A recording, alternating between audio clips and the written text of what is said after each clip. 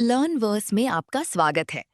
आज हम जानेंगे प्राचीन भारत के स्वर्ण युग कहे जाने वाले गुप्त साम्राज्य के बारे में। ये साम्राज्य विज्ञान, कला, शिक्षा और संस्कृति के विकास के लिए प्रसिद्ध था। गुप्त काल को भारतीय इतिहास का गोल्डन एज भी कहा जाता है। इस समय भारत दुनिया के सबसे समृद्ध और विकसित देशों में गिना जाता था। मौर्य साम्राज्य के पतन के बाद भारत कई छोटे राज्यों में बंट गया था। राजनीतिक अस्थिरता बढ़ने लगी थी। इसी समय गुप्त वंश का उदय हुआ। धीरे धीरे गुप्त शासकों ने अपनी शक्ति बढ़ाई और कई राज्यों को अपने अधीन कर लिया। यहीं से भारत के स्वर्ण युग की शुरुआत हुई। चंद्रगुप्त प्रथम गुप्त साम्राज्य के महत्वपूर्ण शासक थे। उन्होंने विवाह और युद्ध के माध्यम से अपने राज्य का विस्तार किया। उनके शासनकाल में गुप्त साम्राज्य मजबूत और संगठित होने लगा। उन्होंने महाराजाधिराज की उपाधि धारण की। उनकी नीतियों ने गुप्त साम्राज्य को शक्तिशाली बनाया। समुद्रगुप्त को भारत का नेपोलियन कहा जाता है।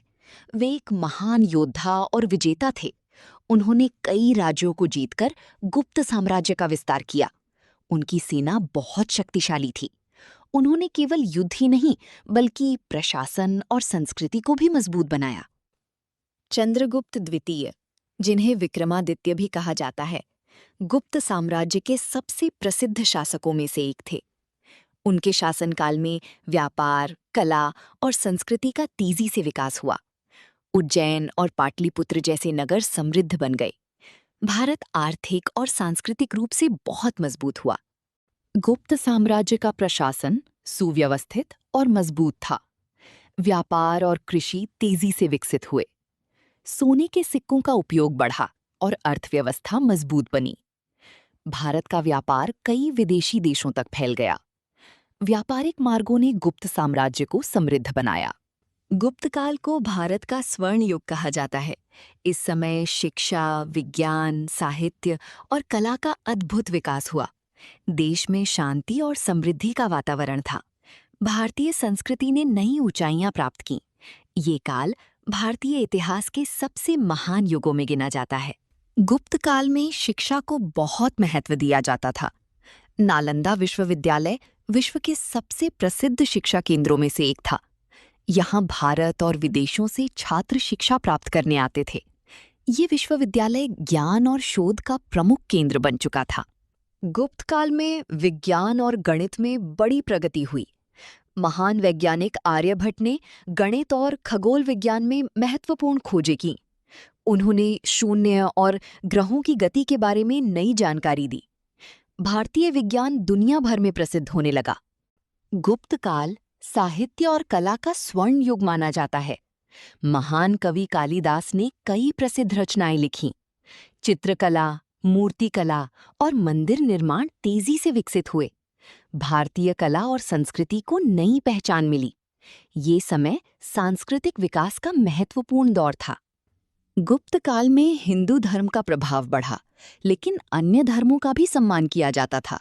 समाज में शांति और धार्मिक सहिष्णुता थी। लोग शिक्षा, कला और संस्कृति में रुचि लेने लगे थे। ये समय सामाजिक विकास का महत्वपूर्ण काल था।